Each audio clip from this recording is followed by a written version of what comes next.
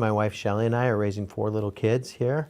We've got a 12-year-old, a 10-year-old, a 7-year-old, and a 4-year-old. I worked for President Bush in the White House. I was a speechwriter and a lawyer for him. Did you ever think you'd run for office? No, I never did. I thought I'd be the guy on the sidelines writing speeches, and I thought I'd be a lawyer. I thought I'd be a criminal prosecutor. One day it just kind of happened.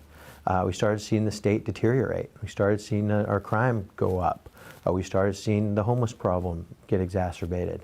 And raising 4 kids here, that's concerning.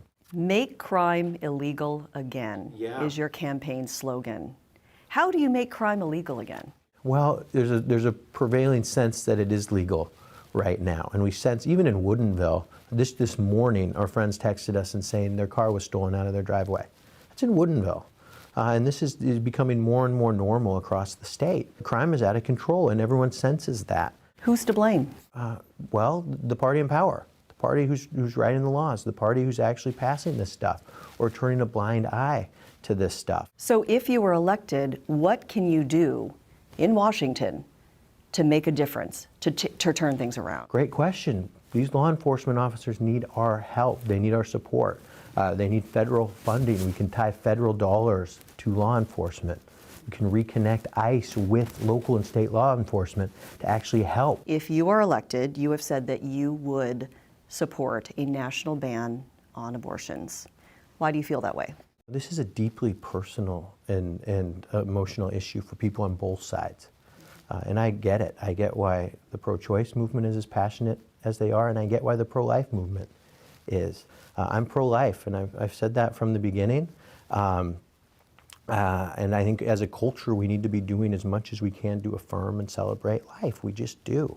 But I think it's disingenuous and dishonest of Kim Schrier to portray me as this radical extremist when nothing is changing here in Washington State. I didn't say I would vote for that. I would want to see what's in that.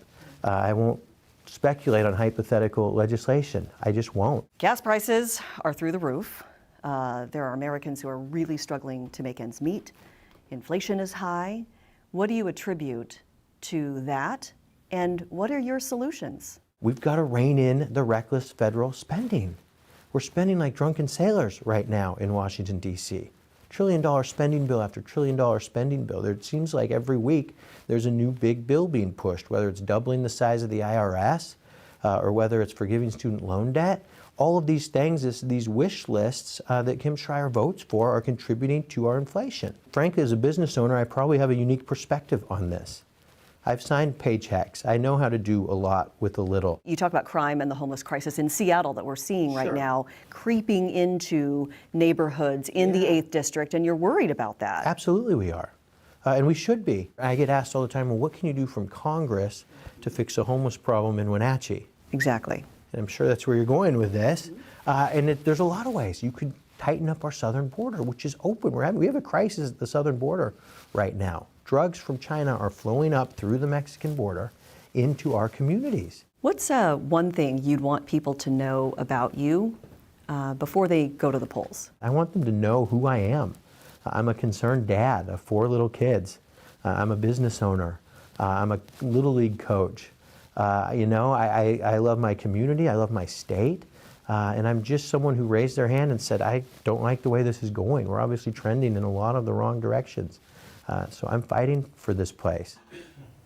And tomorrow you're going to hear from Representative Kim Schrier on why she's running for a 3rd term. On Friday, both candidates will take the debate stage at Central Washington University. We invite you to watch on Kong TV beginning at 7 o'clock.